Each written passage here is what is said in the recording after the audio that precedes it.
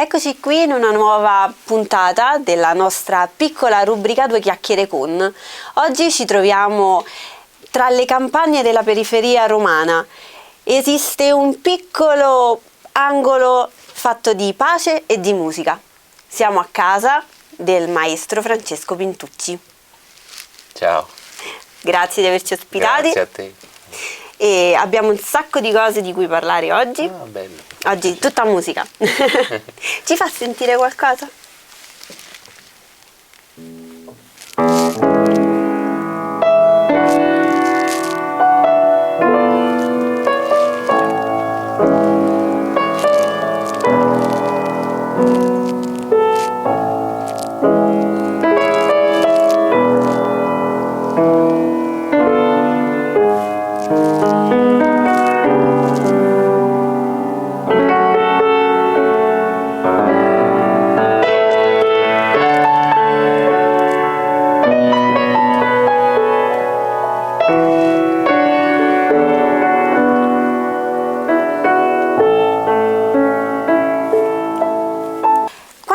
A fare musica? Per me è stato piuttosto semplice perché mi sono trovato già in casa tutto l'occorrente per poter iniziare sin da piccolo. Mio padre aveva uno studio con tanti strumenti, sono figlio d'arte e lui lavorava nel campo della musica, quindi per me è stato piuttosto facile trovarmi nell'ambiente giusto. Ho iniziato verso i 5-6 anni a appassionarmi con la batteria, poi sono passato al pianoforte, poi ho fatto violino al conservatorio. È una passione che ho da quando sono nato praticamente. È stata un'evoluzione naturale, Naturale, quindi. Sì. Che effetto fa avere un papà famosissimo nel settore musicale? Perché suo papà, Piero Pintucci, ha composto e prodotto musiche per Renato Zero, Patti Bravo e tantissimi personaggi del settore del panorama musicale italiano. Ha partecipato al Festival di Sanremo, insomma, voglio dire, tanta roba. Sì, e quindi che cosa vuol dire avere alle spalle un papà così? Nell'ambito lavorativo è stato anche una responsabilità, nel senso che poi ti scontri anche con i pregiudizi, diciamo, di chi poi pensa che sei un po' un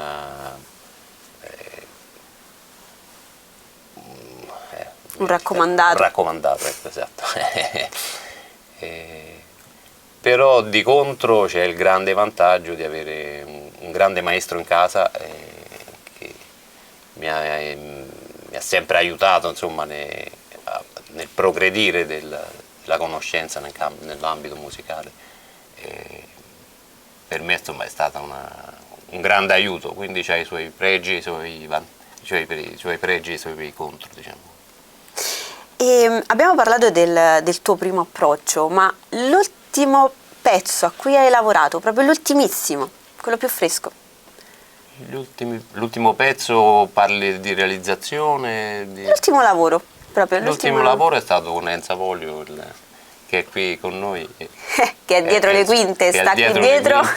Che ci guarda e sorride per il suo disco che stiamo finendo in questi giorni. Un bellissimo disco che consiglio a tutti, di canzoni napoletane scritte sempre da Enza Voglio. Per gli amanti della musica napoletana, a breve ci sarà questa nuova opera. Tra le tante cose che fa, una che mi incuriosisce moltissimo è la produzione di melodie per colonne sonore di film e serie TV. La mia domanda, da persona che non ne sa nulla di musica, è come nasce, come funziona, qual è la procedura per andare a creare una melodia da utilizzare su un film? Beh, per quanto mi riguarda personalmente mi lascio molto guidare da quello che vedo nelle scene del film. Di solito ti danno sempre, diciamo, quando si fa la musica per un film ti viene data il filmato, diciamo, grezzo, a volte anche senza dialoghi, perché spesso capita. Quindi solo immagini? A volte c'è le immagini, a volte c'è il dialogo in presa diretta, a volte capita anche che non c'è proprio neanche il dialogo, però poi uno si lascia molto influenzare, ti lasci prendere da quello che ti trasmette le immagini e nasce tutto così dalla fantasia che poi ti può dare queste... Tutto dalla sensibilità della persona, che bello. Quanta tecnica deve esserci dietro questa professione, il musicista? Insomma, non ci si può improvvisare. No, ci vuole tanto studio. Non ci si improvvisa come in nessun ambito, diciamo, come non ci si può improvvisare in pilota di Formula 1 o in un altro. Quindi conta la passione, la propensione, ma tanto studio. Sì. Tu vieni dal conservatorio? Io vengo dal conservatorio, sì. Come disse, non mi ricordo se era Einstein forse, che il genio è l'1%, genialità, diciamo, il 99% è duro lavoro, insomma, come in tutte le cose serve una preparazione, lo studio, certo. No? Bene, questa è un po' una tematica che ognuno vede un po' a modo suo, no? Perché magari tante volte viene detto perché uno ha talento, e il talento sì, però ci vuole la preparazione, ci vuole lo studio comunque, per ogni cosa. Sì. Fondamentale. Fondamentale. Posso chiederti da quanti anni sei nel campo musicale? Quindi quanti anni di carriera? Sono 40 anni all'incirca. 40 anni. Quanto è cambiato il panorama musicale in questi 40 anni? È cambiato parecchio. Una volta la musica nasceva su carta e poi veniva realizzata manualmente come tanti artigiani, dove ognuno metteva il suo piccolo contributo. C'era i musicisti, gli arrangiatori, gli autori dei testi, i compositori della musica, si lavorava in squadra, era appassionante anche per quello, perché c'era anche uno scambio di informazioni, uno scambio di conoscenza. E questo un po' nel tempo si è andato a perdere con la digitalizzazione, e con i computer. Ora si lavora molto in studio da soli e con dei pacchetti preconfezionati molto spesso. È diverso sicuramente. Sarebbe bello tornare alle origini ogni tanto, no? Ricominciare a comporre musica così. Questo è però l'ambito musicale in studio, diciamo, no? Però tu hai lavorato tanto anche in televisione e in teatro. Sì, io con mio padre abbiamo lavorato tanto nella televisione, in spettacoli televisivi, si è fatto film per la televisione e in teatro, in special modo con il Bagaglino, il Salone Margherita, con la grande compagnia di Pingitore, Pier Francesco Pingitore. È stata una bella avventura, perché ho avuto maniera di conoscere grandissimi artisti, da Oreste Lionello a Pippo Franco, Leo Gullotta, che ti insegnano tanto anche a livello umano. Io ricordo che ero piccolina e guardavo queste serate, no? Davanti al televisore, ero piccola e vedevo tanta musica, colore, tanti sorrisi, tanta allegria. Che aria si respirava lì dietro? Era un clima bellissimo. Se erano divertenti gli spettacoli visti dal di fuori, dal di dentro era a volte ancora di più. C'era la genuinità e la spontaneità di Oreste Lionello, che era un genio in questo senso, ma anche Martufello, quindi era un continuo scambio di gag, di battute, era un bell'ambiente, insomma. Sono stato fortunato a vivere quel periodo, insomma. Che bello. No, sono bellissimi ricordi e sono belli per noi che li guardavamo da fuori, figuriamoci per chi ha avuto la fortuna di vivere queste cose dal di dentro. Certo, sì. Abbiamo parlato del bagaglino, quindi una fetta di storia della televisione e del teatro italiano. Dietro tutto questo c'è la figura di Pingitore. Che ricordi hai di lui e che rapporto poi si è instaurato nel tempo e cosa ti ha lasciato? È stato sempre un bellissimo rapporto con Vincitore, una persona squisita, un maestro di vita è stato, oltre che un gran professionista nel suo ambito.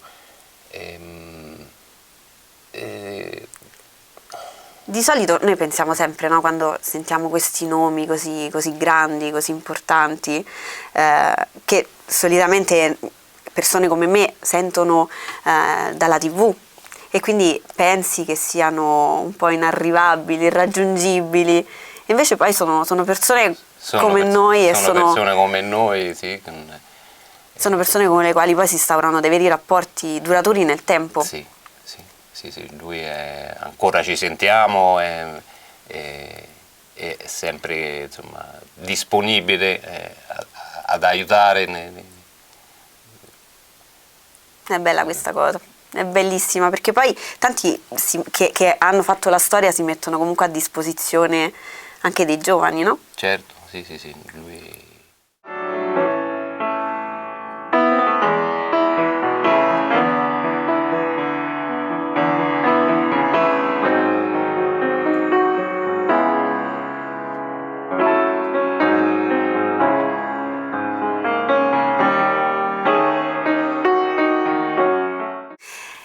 Qui dentro si sono aggirate tantissime figure, figure importantissime che hanno fatto la storia della musica.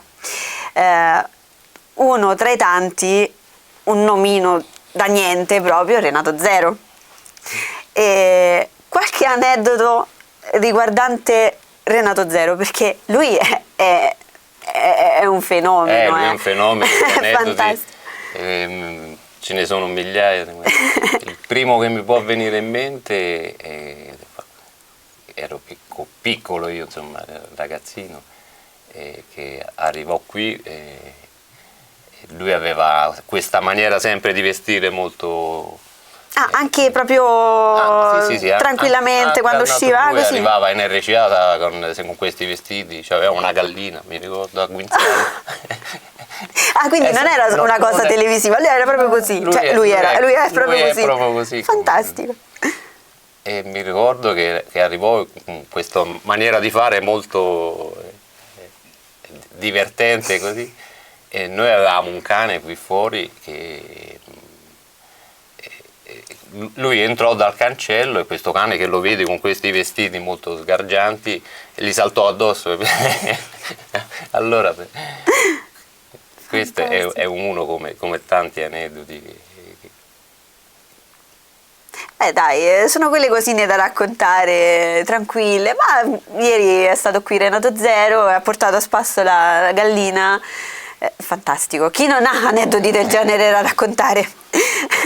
Però queste chiacchierate a me piacciono perché in questo modo riusciamo a carpire la normalità e anche un po' l'assurdità di alcune cose, di alcuni momenti e di alcune personalità.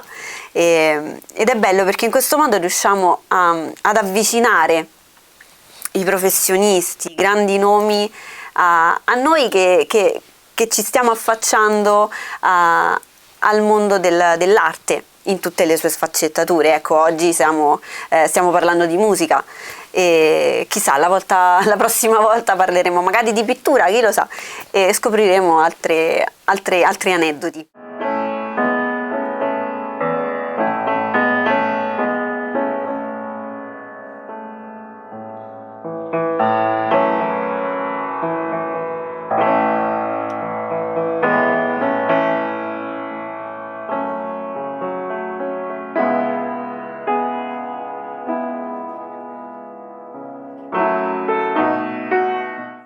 Non a caso abbiamo cambiato location perché poco fa abbiamo parlato della musica vista in senso classico, come si componeva la musica qualche anno fa, e ora invece ci siamo spostati in uno studio digitale, quindi ci troviamo in un vero e proprio Uno studio analogico e digitale. Questo studio nasce dalla passione e l'esperienza maturata in tanti anni nell'ambito musicale.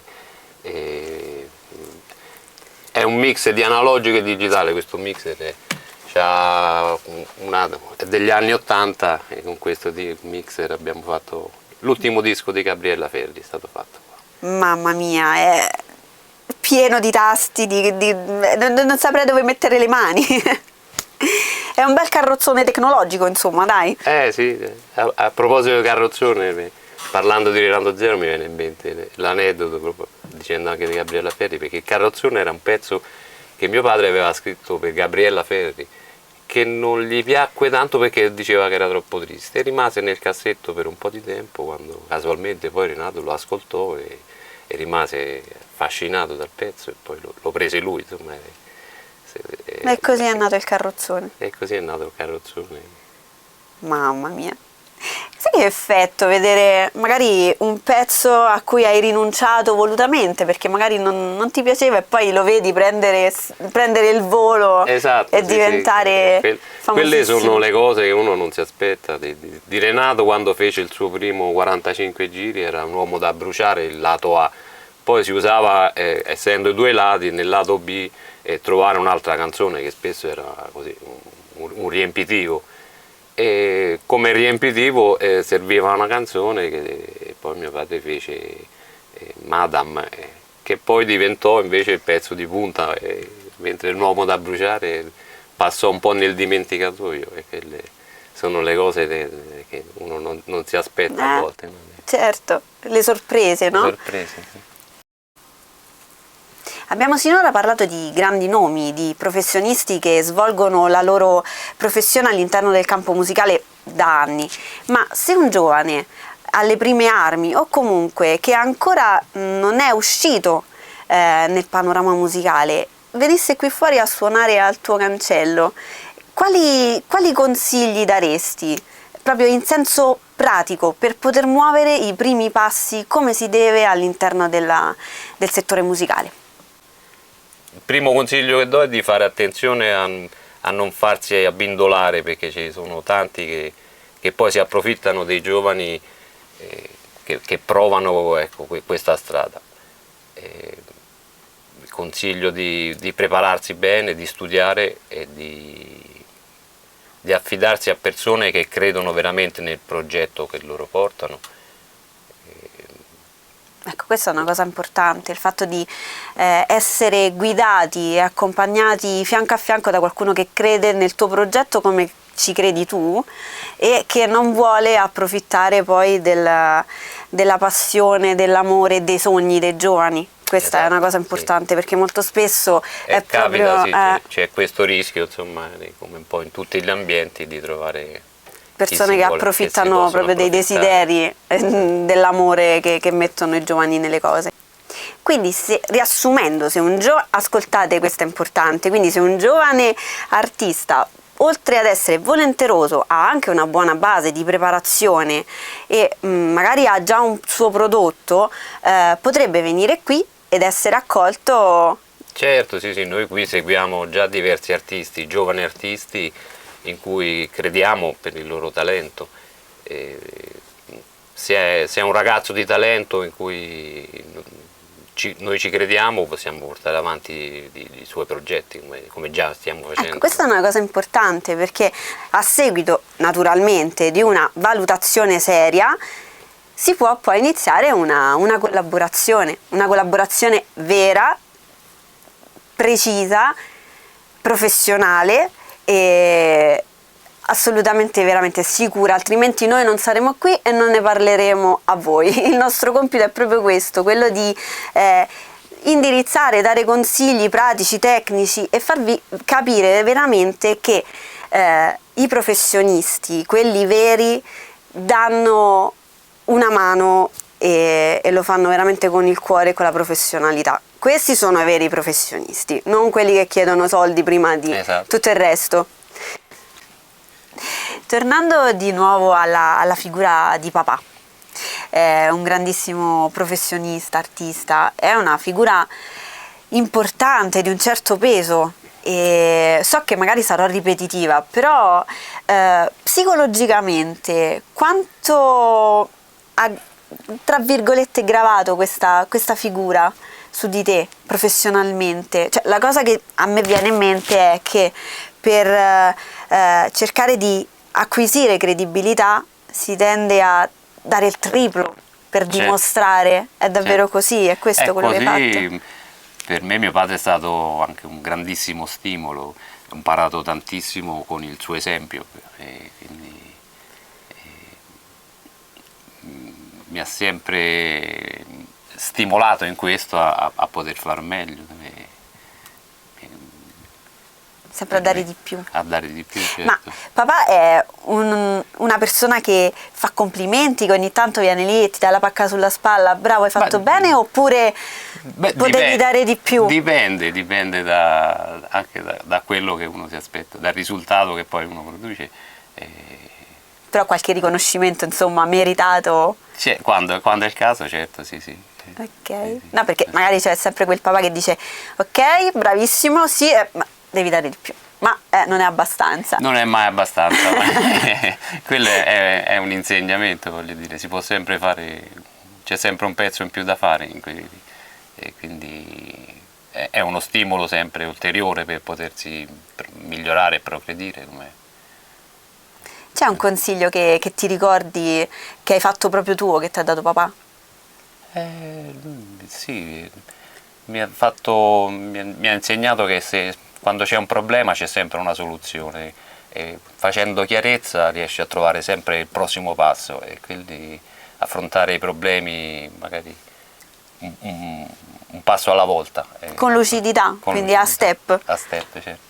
Bello, questo è un consiglio ottimo che possiamo fare tutti nostro, tenerlo per noi, perché è veramente molto molto importante questa cosa qui. A volte andiamo subito nel panico, nel pallone, e invece no, bisogna respirare, trovare un attimo di tranquillità, ritrovare la lucidità e poi step dopo step si esce fuori in questo mondo che diventa sempre più complicato e digitalizzato, è importante quello di... No, io le adoro queste, le sto adorando queste chiacchierate, perché escono veramente cose familiari, cose genuine, consigli veri, e mi piace l'idea che possa trasparire senso di famiglia, quindi ne faremo tantissime, perciò non vi libererete di noi, sappiatelo.